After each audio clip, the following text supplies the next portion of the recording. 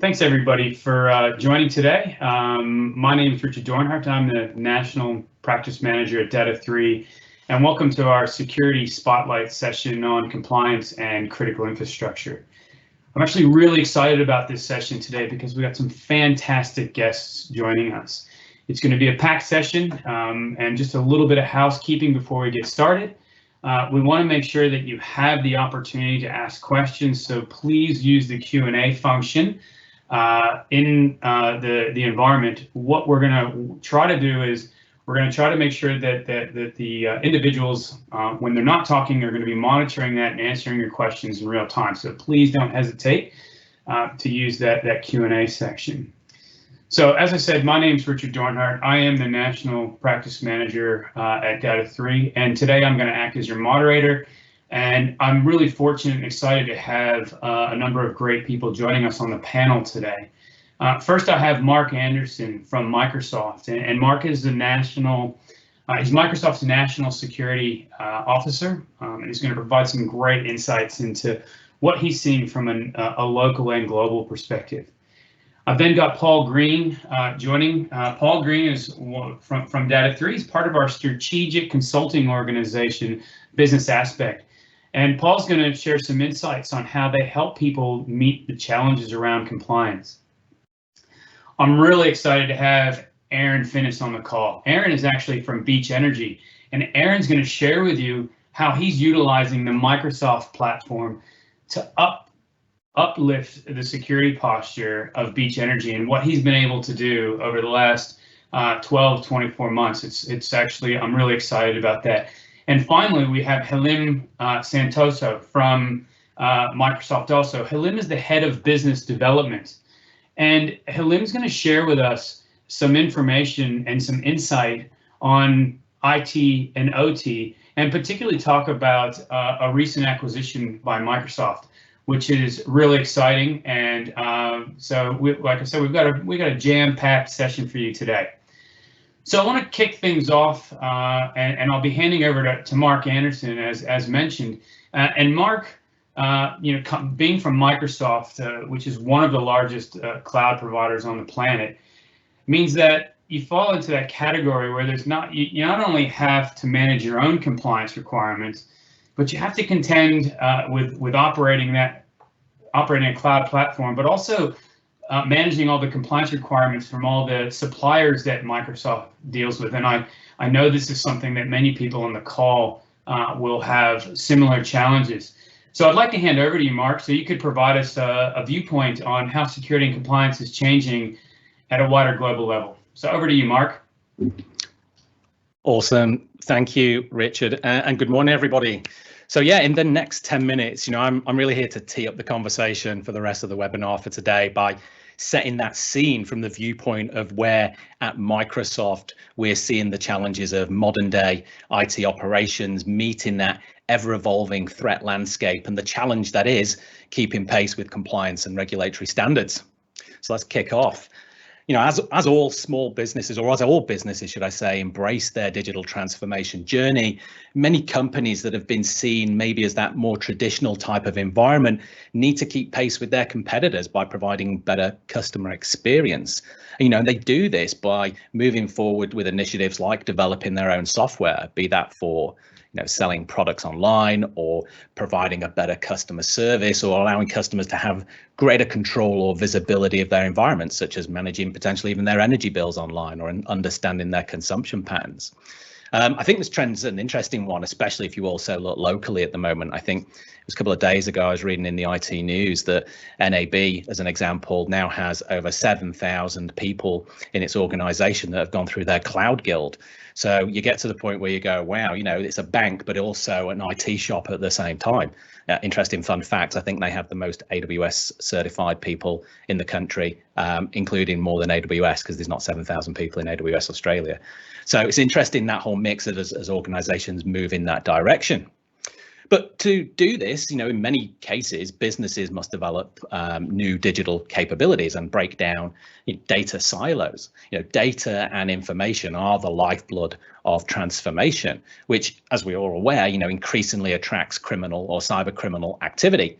Moreover, when we find that we try to create these rich data sets, we do so by connecting systems that have traditionally been separate, whether that in some cases might be the convergence of OT and IT networks so that we can use real-time OT data to provide a better customer experience. So while we're enabling this new awesome capability for our customers and our evolving ability to create better data-driven solutions, we tend to do so under the same tried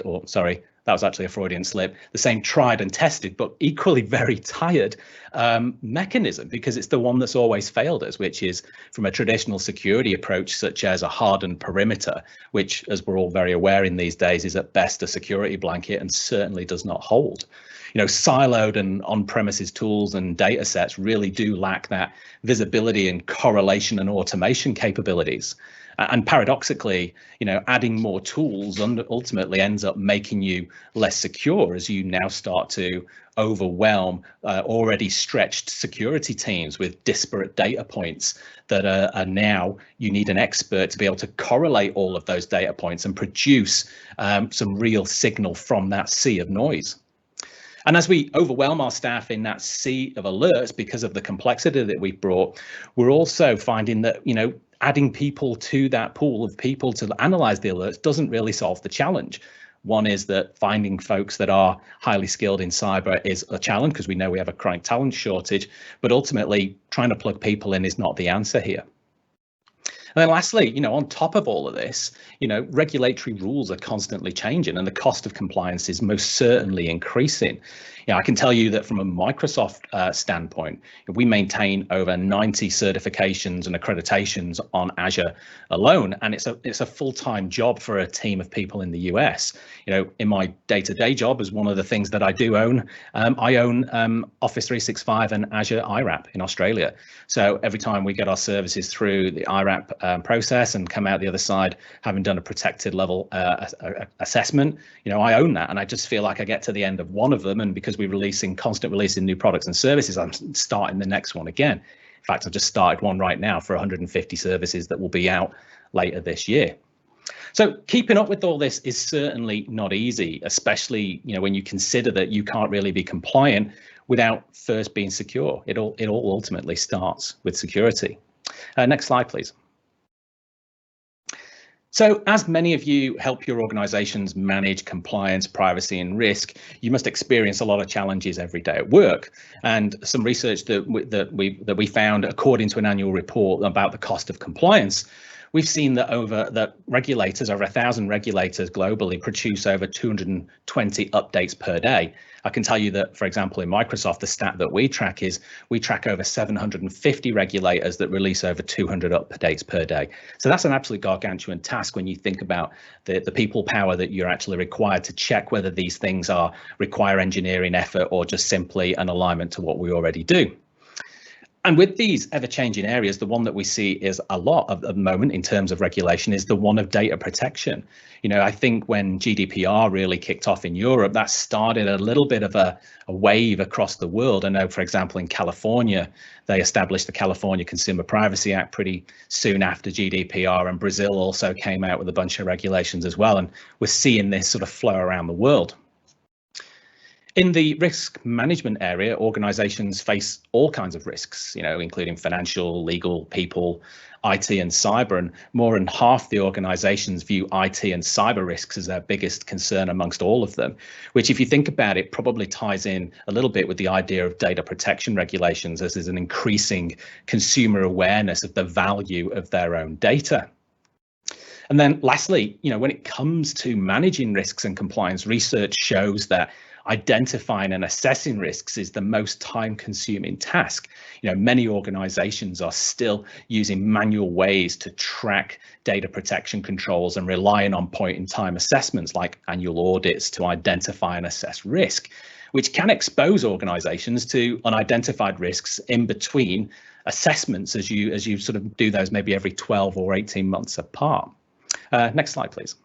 As data is growing exponentially and with fast changing regulatory requirements, discovering relevant information which is needed is both difficult and expensive. So as the compliance landscape increases, so does the cost of compliance.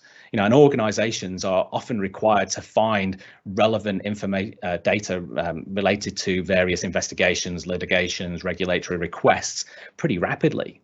However, as this data is growing exponentially and with fast changing regulatory requirements, discovering relevant information when it's needed is both difficult and expensive. Well, how expensive? Well, interestingly, research shows that the cost of litigation for the Fortune 500 amasses around $210 billion annually. With 51% of those companies with over $1 billion in revenue indicate they have at least one or more regulatory proceedings pending against them. 44% of the organizations say that they've had an internal investigation that requires the assistance of outside counsel during the prior year. And any of you that have been involved in that, where you have to extract a ton of email and send it to somebody else to sift through, know that it's a very time-consuming task. And then lastly, 50% of organizations have spent more time during the last 3 years addressing regulatory requests and enforcement proceedings. So it is sort of becoming the norm. Next slide, please. So the question becomes, how can we address this task and think about it differently? And as we've already alluded to, Microsoft as a cloud, customers that can leverage the power of the cloud can actually take advantage of compliance that the cloud provider is actually working on. So when customers leverage their own IT and on-premises estate, the responsibility to protect data controls and to be compliant with regulatory standards lands squarely on your shoulders. But as you move to cloud services, you lessen that burden, sometimes considerably, because the cloud represents this shared responsibility between the consumer and the cloud service provider. For example, a service like software as a service like Office 365, Microsoft takes control of the majority of the controls, including physical infrastructure. So let's just have a quick look at what that looks like. Next slide, please. So let's take one of the largest and most stringent security and privacy control frameworks that's used in US government. And to be quite frank, I've seen this start to pop up quite a significant amount across commercial organizations in Australia as well. And that's NIST 800-53.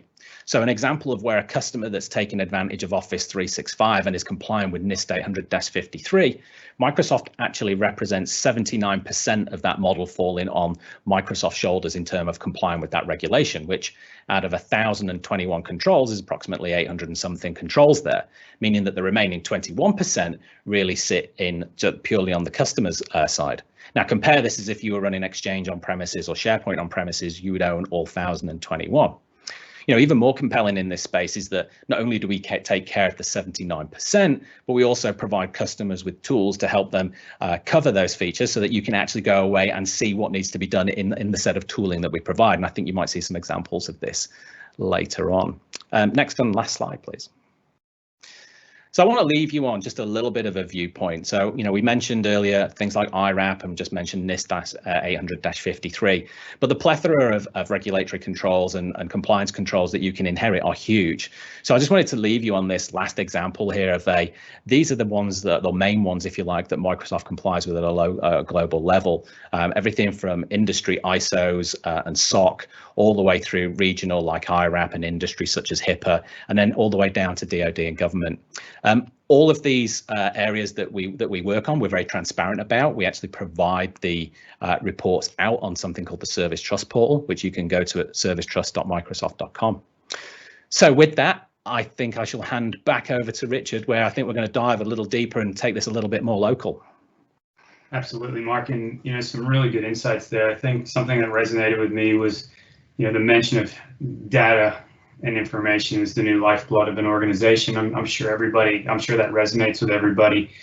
Also, I think particularly with this audience, the fact that with the convergence of IT and OT, that data is becoming extremely useful and very meaningful. And I think from a compliance perspective, it does raise some concerns about how organizations deal with I guess the convergence of those two areas. Paul Green, I'd love to hand over to you, because what I'd really love to get from you is some insight. A lot of people here will be required to or are part of follow the Australian Energy Market Operator. The AES CSF is a framework. There's a lot of complexities in there. maybe you can talk to how we help organizations manage and manage this compliance and understand exactly what they need to comply to. Hi, thanks, Richard. So when we get engaged, it's normally because the client has identified that they've got potential risks in the protection of their information assets, and they want to understand more about what those risks are, where they are, and obviously how they can mitigate or reduce the risk in those areas. So clients identify this as a business issue, and they have got four primary concerns as with any IT issues. They want to understand what the security maturity is. They've got this plethora of industry frameworks, and they need to understand what ones are important to their business, which ones they must and need to ensure they're adhering to. They've often made a lot of investments across various different technologies, and they don't want to have another set of investments. So they want to try and ensure that they're making the best use of what they've got currently, what they can extend upon, how they can configure those investments. And a lot of organizations have many different vendors doing different things around their IT environments, and there's quite often a business case for trying to consolidate those down to a smaller number of vendors. The more vendors and more vendor solutions an organization has, the more complex the environment, the more difficult it is to manage that environment. So, for example, we had a recent client who had a requirement to adhere to a number of frameworks, including the AES CSF, and they need to understand if their existing investments in the Microsoft Azure infrastructure, which included Azure Office 365 as well as endpoint protection, would be able to provide enough coverage for the controls within the framework. And they want to know where the gaps were, what they could do to minimize those gaps, and eventually what they would have to get to for full compliance with the framework. Our assessment was to review the current maturity of the client.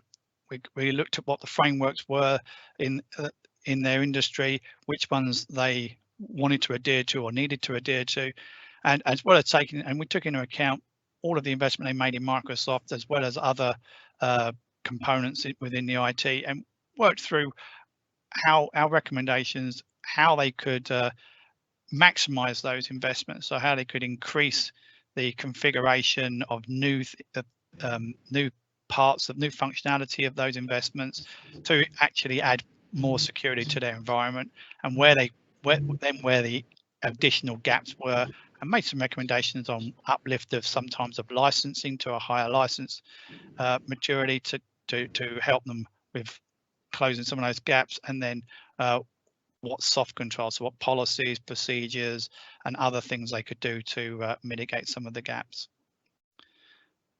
Next slide. Okay, so this picture just goes through our framework. So we start by understanding the current maturity of the organization. We review their existing policies, procedures, how cybersecurity is understood within the organization and across all the various different parts of the business. Also want to understand what the security culture of the organization is, and how people are aware, how the training and how the awareness across the organization of what they should be looking out for, what they should be doing, and obviously what they shouldn't be doing. Next, we want to identify the cybersecurity requirements, industry frameworks, regulatory requirements, and best practices across that particular industry, taking into account the organization's expectations, culture, strategy, and any business ethics that they have. So our assessment identifies what the missing components or gaps. We prioritize them based upon specific threats to their particular environment and in the particular organization cultures and where they work. We want to look at the prioritization of those to make sure that things that can be done quickly and easily and get good impact on the security posture are done up front, and things that might take longer or more complex or maybe require more in-depth reviews and assessment can be done over a longer period of time. Trying to get the highest risks and the easiest solutions prioritized first. The objective of any assessment should also include making sure that the existing technology landscape is made simpler to manage, as a complex landscape often leads to poor cybersecurity.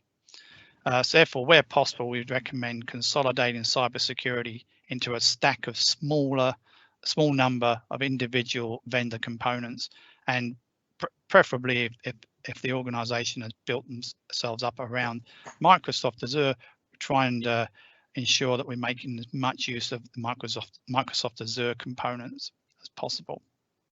And then that provides us with a highly integrated and consolidated view of cybersecurity across the organization.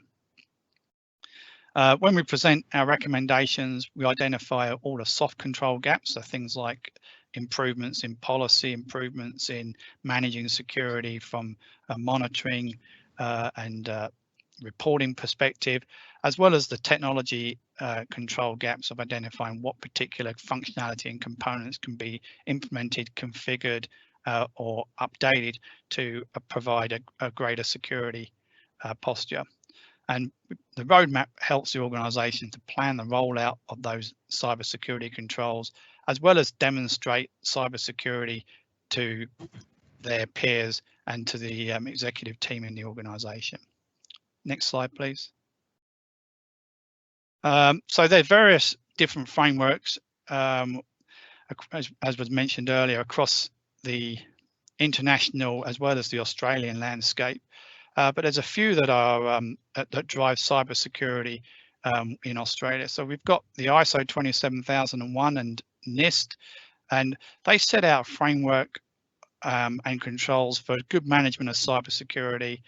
ISO 27001 introduces the Information Security Management Framework, and if that's implemented, that it helps organisations to manage their cybersecurity controls. And NIST introduces a varied control framework around the prevent, detect, respond model. Particularly within Australian federal government circles, we have the ASD ISM, which is the Information Security Manual, and the Protective Security Policy Frameworks. And they're Australian government frameworks that assist government entities to protect people, information and assets, both at home within Australia as well as overseas. And they set out the government cybersecurity policy across security governance, information security, personnel security and physical security. The ASD Essential 8, which is a distilled set of 8 key controls that organisations are expected to implement. These 3 Australian government controls are becoming more widely used across industries that tend to work with government. So highly regulated industries and highly regulated sectors like energy, water, and others such tend to be having to regard these security frameworks. And then you've got specific security frameworks for particular industries like the Australian energy sector cybersecurity framework. And these frameworks often use the above frameworks, so not often NIST and ISO, to build upon those and build the controls in for particular industry concerns and industry risks. Next slide, please. So as we go through each of the 8 the controls that's to be assessed, we record the findings and evidence in a sheet, and we use these automated tools to build out a maturity rating, and it helps us identify where the gaps are, and also helps produce a report with various different graphical slides and pie charts, etc., to demonstrate to the organisation where they stand currently and what they need to do to improve their cybersecurity standing. Next slide, please. So what we've done is we've mapped the AES-CSF controls to the specific Microsoft technical landscape, including the Azure Information Protection, data loss prevention, advanced threat protection, and Azure Active Directory services, and we've identified different levels of controls depending upon the license structures, whether it's P1, P2, E3, E5, etc., as well as identifying what the particular control levels can be to meet the ASF different levels. This enables our clients to plan a roadmap, identify exactly what they can do in their technical environment, implement and identifies the specific implementation of additional technical controls. Because it also identifies and we help the organisation to understand what they can do with a greater license, it can also help with building business cases for increasing license and identify where the uplifts would be within the organisation. The outcome to the client for this would be a specific set of technical requirements across their technical landscape to help them mitigate and minimise the security issues and security risks. And with that as a brief overview of how we would and how we meet the client concerns, I'll hand back over to Richard. Thank you, Paul. And I think, for me, in my experience in working with a number of customers in this area, everybody has a number of different requirements that they have to look at, compliance, regulatory, etc. I think the key takeaway from me here is that being able to help customers through that process, potentially achieve a level of maturity going through the process that you outlined earlier, and essentially being able to utilize the existing controls or technologies that are in place and being able to highlight where there are gaps is extremely important, and that's certainly the feedback that I get from a lot of customers, which is why I'm excited to introduce Aaron from Beach, because Aaron's been through this process and he's using a lot of the technical controls that the Microsoft platform has to uplift the security inside of Beach Energy. And Aaron, I might hand over to you to maybe give the team, give everybody on the call a view of what you've been doing and how you've been uplifting your security. Awesome, thanks, Richard. And morning all. Thanks for joining. So I work for Beach Energy. Beach Energy is an upstream oil and gas company, so on the ASX 100 list. And I started there about 2 years ago as the inaugural information security manager. So essentially building up the security practice from the start. And core to that, I guess, as a business, we operate a number of sites across Australia and New Zealand. We're dealing with operational technology and our corporate network as well, so there's challenges there. But we also run, I guess, quite lean. So that's one of the pressures in terms of building that practice, is looking at how we can get the best value out of the tools that we purchase, and also minimize that stack as well, as talking to the point that Paul was making earlier. So today, I just really want to take you through how we're using some of the Microsoft tools, a little bit of how we've kind of integrated that, I guess, into our AES CSF compliance requirements.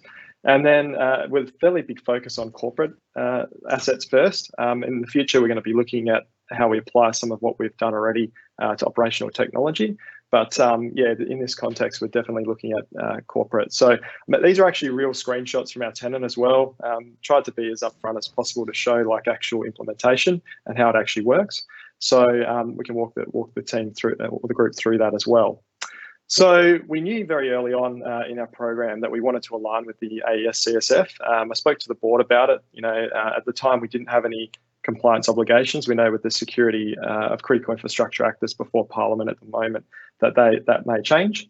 So, but we knew that it was a good idea to align with the framework. It was standard for our industry. A lot of people talking about it at the time. So we chose that framework. In retrospect, it was a really great idea. And at the time as well, as we were growing a couple of years ago, we were starting to just move to Office 365. We're a very on-premise heavy organization. We just acquired a bigger company, so Lattice Energy, and integrating that. So we grew really quickly. So from about 250 active users to around 1,100 today. So during all those changes, we migrated all of our users to Office 365. We ended up investing in E5. And I guess this is kind of the outcome of some of those investments and some of the changes that we've made. So the slide I've got up at the moment is just around the security score. So day to day, we operate in these tools quite closely. So we're looking at our posture, vulnerability management, threat management as well, and it covers some of those key controls. So I'll talk through the linkages to the domains within AES CSF as I talk through this, but it really is a core of our security operations day to day. So the security score for us, we started at about 25% up front. We had a fairly default configured tenant. We didn't really have the endpoint technology either deployed consistently. We didn't really have vulnerability management. So we're starting afresh with those capabilities. So the security score for us just gives us a bubbled up view of how we're tracking. What are the things that we need to focus on next in terms of improvements, because there is a lot of those still to do. And trying to look at what the advice Microsoft's giving us around hardening, which will align with CIS as well, or Center for Internet Security benchmarks. So we don't have to kind of recreate those documents or recreate those recommendations. We can kind of view this from this perspective. So, and it gives us good insight kind of immediately.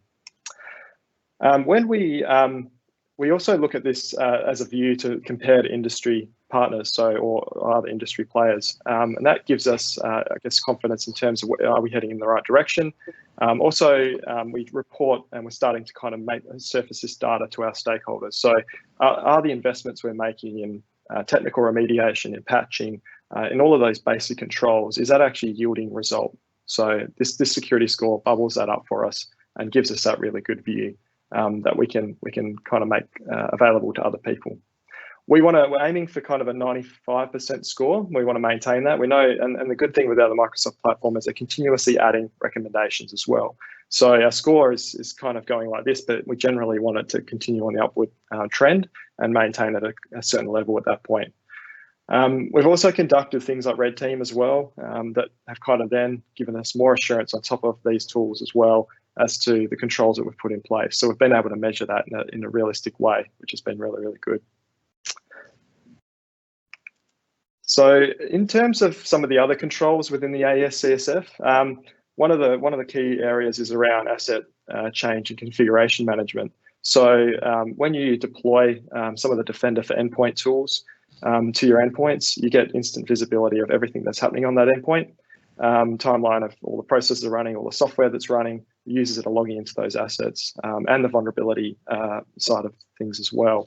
So what that gives us is an instant asset list, one of the controls of the AES CSF, and that's really fantastic. So we get a tick in the box for that control automatically because we've built into our build process enrollment of new clients and servers as part in terms of their onboarding process. So that is kind of streamlined now.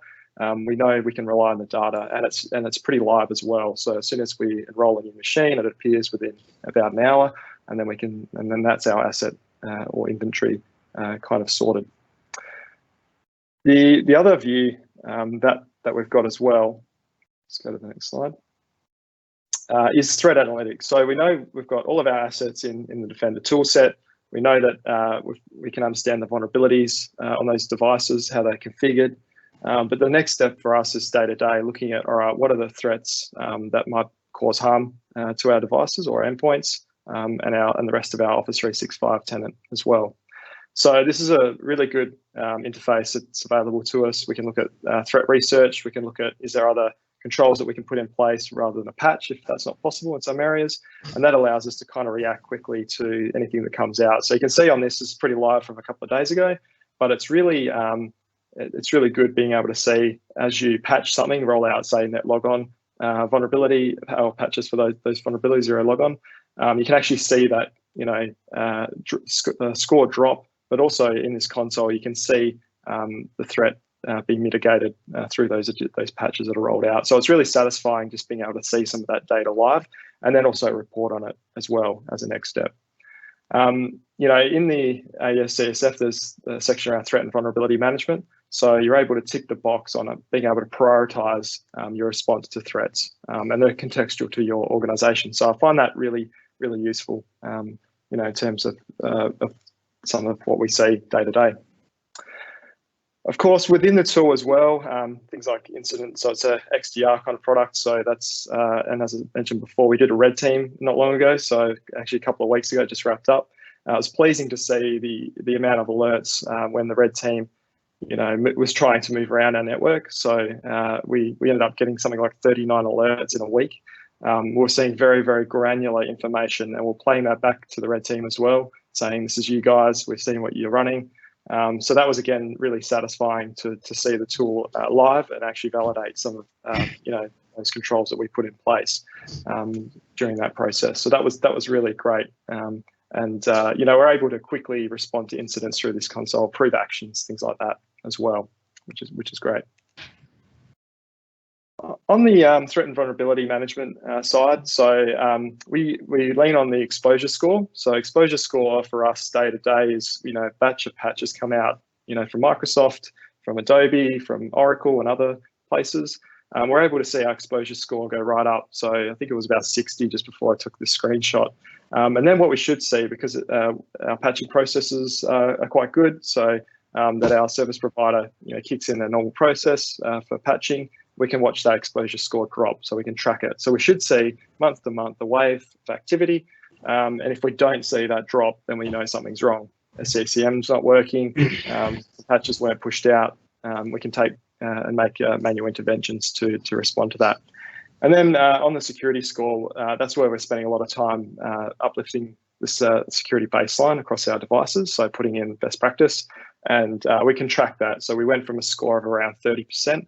Across our workstations, we're kind of in that 85, 86% now, and our servers are following as well. So we can track that progress. As I said before, it's quite satisfying seeing the score increase, heading in the right direction. And it's, the proof is in doing those red team assessments and being able to see the controls work as well. So at an individual asset level, I think being able to respond, quickly to an alert, and then jump in and see, is that machine actually, how vulnerable is it? Because that might give me an indication, who's logging into it, who do I need to contact? And then all these other controls in terms of being able to isolate the asset. So I think the tool set has given us a huge amount of ability to isolate machines. If we think there's a threat, something moving onto that machine, or someone's clicked the link and it's downloaded some malware. But also we can do a lot of the forensics up front, directly on the device. We can be talking to the user as well through Teams, because you can isolate the machine, but also allow Teams to continue to run. So that's really great. We can kind of talk to the user and say, hey, what did you click? What happened here? We'll work through this with you. And then some other benefits that we've seen from this as well. So again, on the asset management side of things, knowing what software you've got, who's installing things, but also what this leads into, some of this intelligence that we're able to extract from all of our endpoints and servers is we can actually see which software we actually need to put in our application allow list. So we're looking to align with Essential 8 as well. So that's something that's come from our senior executive board. And so to do that, we need to know what's on our assets. So we're able to take the intelligence from the Defender tool platform and then bring that into building up policies to enforce those controls as well. So that shortcuts a whole lot of work, that we would have previously had to do kind of more manually. And then on the security recommendation side, so when we're looking at our individual assets and we're looking at, all right, what do we need to do next in terms of controls? One thing that we've found is quite good is we don't have to jump out to find, guidance around which group policy objects do we need to edit. What other controls do we need? What are our options for actually implementing this control? We can actually do that from inside the tool. So we can see, this is a configuration recommendation. We can see how many exposed devices. So we can also track as controls are rolling out. but then also we can get the advice about how to remediate as well. So again, just more efficiency. And when you're trying to minimize cost, you're trying to minimize resource, as Mark mentioned earlier, it's difficult getting security people. So you're trying to just build that ecosystem of tools that minimizes touch points, and also allows things to happen a little bit more automatically, so you don't have to manually be extracting reports and things from different tools.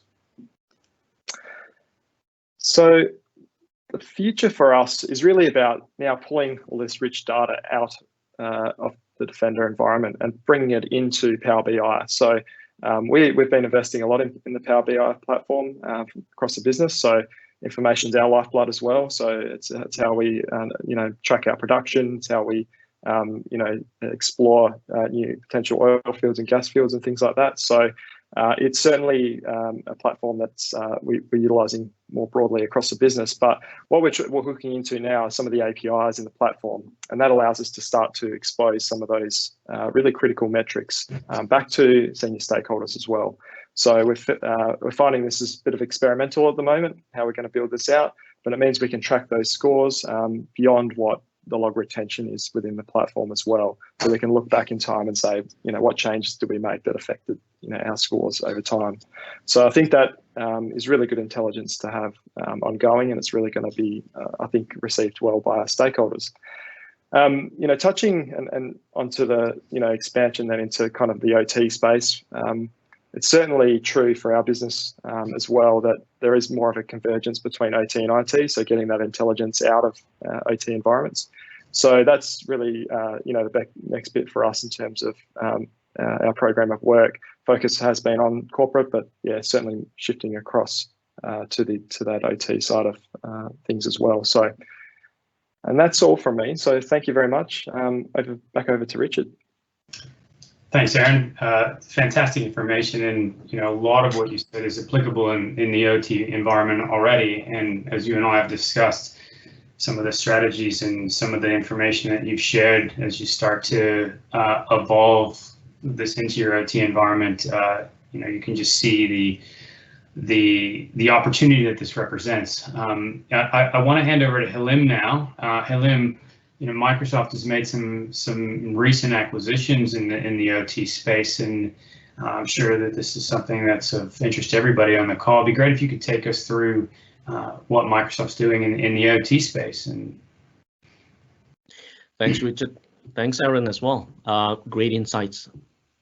You sort of mentioned it succinctly there, right? The next step being really around OT. Let's take a step back first before I talk about really what Microsoft's platform or investments are in. But let me try to explain a bit about, the kind of risks, the kind of exposure we're seeing here. Now, you may have experienced this itself.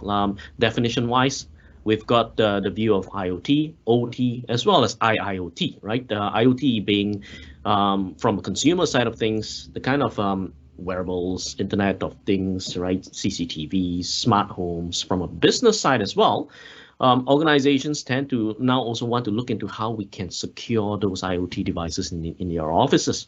Then we move on from there to the other extreme end, the operational technology there, right?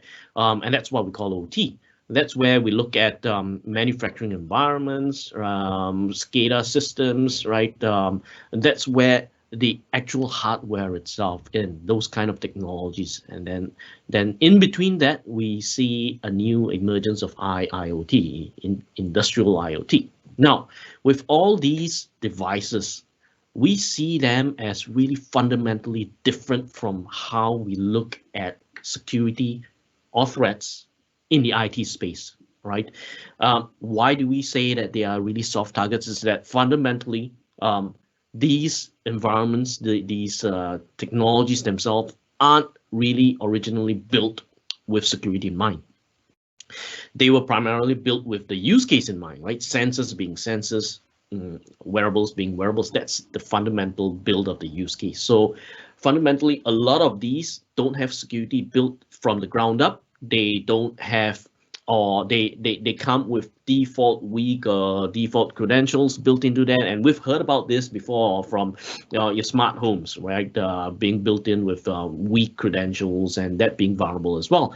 And over on top of that, a lot of these devices, personally, I may be a victim of this myself, where a lot of times I may not be aware that these devices need to be patched. A lot of these OT devices as well in our customers' environment, they tend to be unseen. They don't even know what these devices are. They don't even have visibility of where these devices are. And a lot of times they aren't patched because, you know, if it's working, don't fix it, right? Don't break it if it's working, right? That's the fundamental mindset around the IoT or the OT space that is really driving a lot of all these devices to be potential attack targets, right? So let's move on to the next slide, please. Now let's look at what are the potential risks associated to that, right? When we look at devices, IoT or OT devices, with all those in mind, we've always looked at the risks being financially driven, right? We've heard about those malwares there, the WannaCry, the NotPetya, and these malwares, typically what they do, you know, ransomware or whatnot, they destroy systems, right? They shut down the environment, right? And with that, it's really around the financial loss to the businesses. But over on top of the financial loss, increasingly, we're also seeing, you know, risks from the manufacturing side of things. They are 8 times actually more likely to be attacked for theft around their IP, proprietary designs, etc.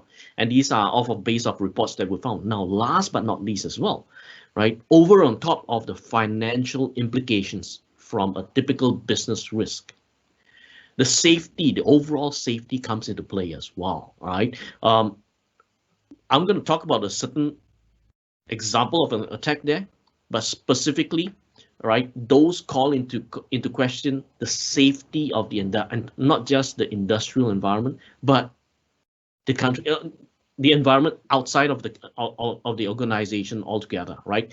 And that was exemplified in the Triton attack on the petrochemical facility. Now, let's look at the next slide, please. In that specific Triton attack, before I talk into this Triton attack, just an example, I want to take back some time as well, right? This we saw in 2017, but this isn't new. In 2010, we've all probably heard about Stuxnet, right? That was the first time that we saw malware or attackers really transitioning between IT to OT. And at that point in time, with Stuxnet, it was potentially, you know, disastrous with the nuclear implications there. That was targeting around the Siemens S7 the PLC devices. Now, with Triton, we're seeing attack on top of attacks as well, right? And I'll just run through the scenarios here. What the attacker did, we've actually segregated the OT environments across the Purdue models, L0 to L4. The Purdue models is our way of segregating the different IT to OT segments in there, L4 being the IT environments, down to L1 and L0 being the actual sensors and the control logic itself. Now, with the Triton attack, the attacker first came in through the IT environment. And this is where we start to understand, right? You know, a lot of our customers, a lot of our environments in the OT environments, they look at OT being OT.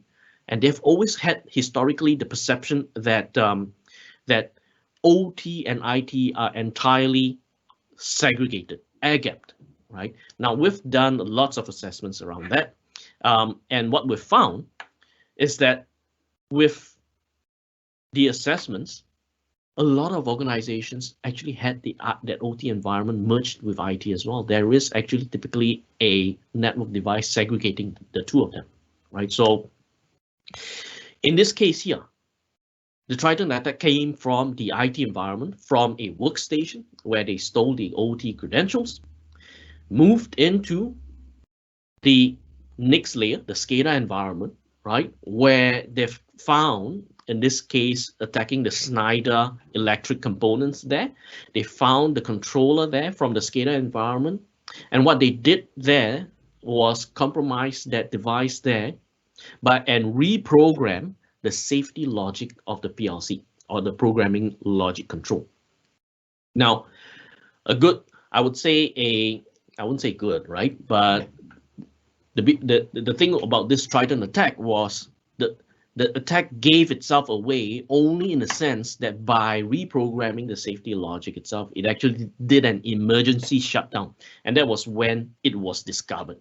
But picture this, right?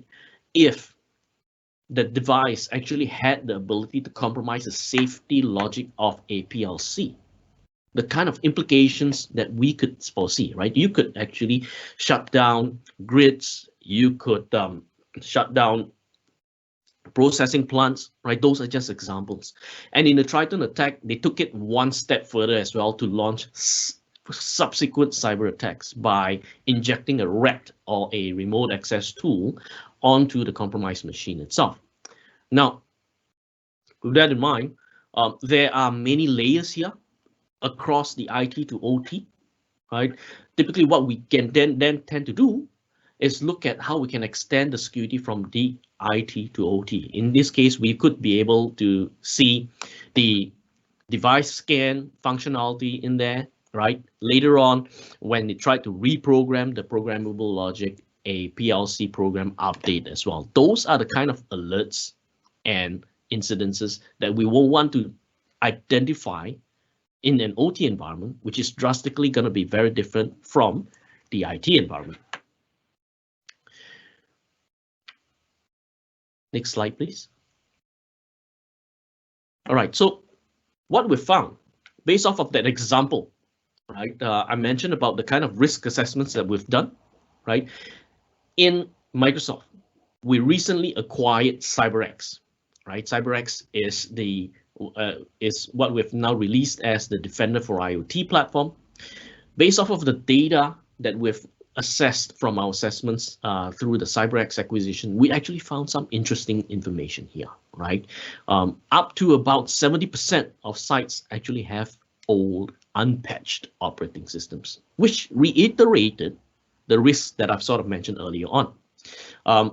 Other information here that we could see, a good 2/3 of them have unencrypted password facilitating compromise, as well as a good 2/3 of them have sites that aren't even updated with the latest AV definitions, which are the fundamental protection mechanisms in typical OT environments, right? Next slide, please. So with that in mind, I'm just going to quickly introduce the Microsoft's IoT platform, right? The end-to-end threat protection for IoT solutions. We recently acquired the Defender for IoT, which is the CyberX technology up there.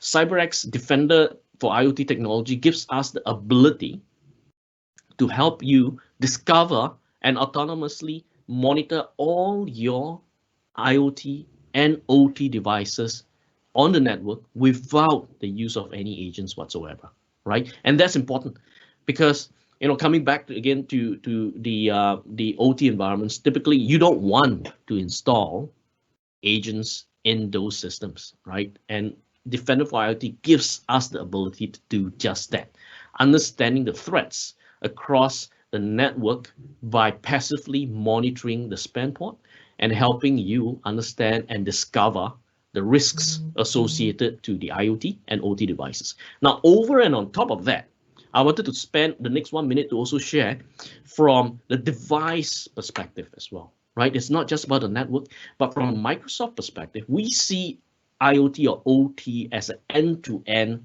ecosystem, right? The devices that we are looking at, the CCTV cameras, the IoT devices, right? Those need to be secured from the device, from the chip set up. And that's where we come in from the Azure Sphere. Azure Sphere gives us a comprehensive IoT security solution from the chip set up all the way into the cloud, right? There may also be instances from the OT environments that you may not have the ability to detect the threats or understand the security posture on the network connections. And that's where the Azure Sphere Guardian gives us that increased brownfield security posture by pairing with dedicated device through their native connectivity, through the serial port connectivity whatsoever, without the use of an agent installation or a network sniffing tool, right? The other technologies in there gives us the ability to then consolidate the telemetry through the IoT Edge and the IoT Hub and consolidate that into a central view. What we see today is a problem from the OT environments. We need to collate that between OT and IT.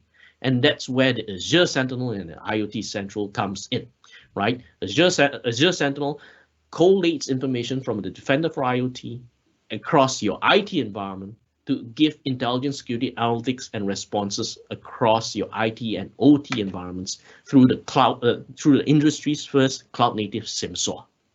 So with that in mind, that is the Microsoft's IoT end-to-end portfolio. Richard, over to you. Thanks, Lim, and thanks to everybody for there's some great information presented throughout the course of the last hour. As Mark said in the beginning, we're in an era of flux and transformation. There's a number of areas that organizations have to focus on, and we're seeing more and more the convergence of the IT and OT environments, which means that solutions like that have been discussed today, assessments like we've talked about today are imperative in order for us to get this right and to make sure that we're meeting our compliance goals, we're putting the appropriate levels of security around our infrastructure. And so there's a lot to do. And so we have just a couple of next steps to follow that we just wanted to highlight. So Paul talked about and took you through a maturity assessment that we run. And for everybody on the call today, we'll be reaching out to you to give you some insights into what that, more in detail about what that is and how we can help you increase your level of maturity, take advantage of your existing infrastructure to achieve and uplift your security posture and also achieve your compliance requirements. We also have a number of security workshops that we deliver with Microsoft, and we'd love to talk to you about those, and we'll provide you some information about that. I suspect that many of you are looking at how you manage security in your OT environment, and we'd love for you to reach out to either your data through your Microsoft rep, and we can organize a workshop where we can actually drill down into how Defender for IoT and the other technologies that Lynn mentioned can help you secure those environments. So with that, I'd like to thank everybody for joining us today, and we're ending at exactly the top of the hour. Have a great rest of the day, and thank you very much for your time.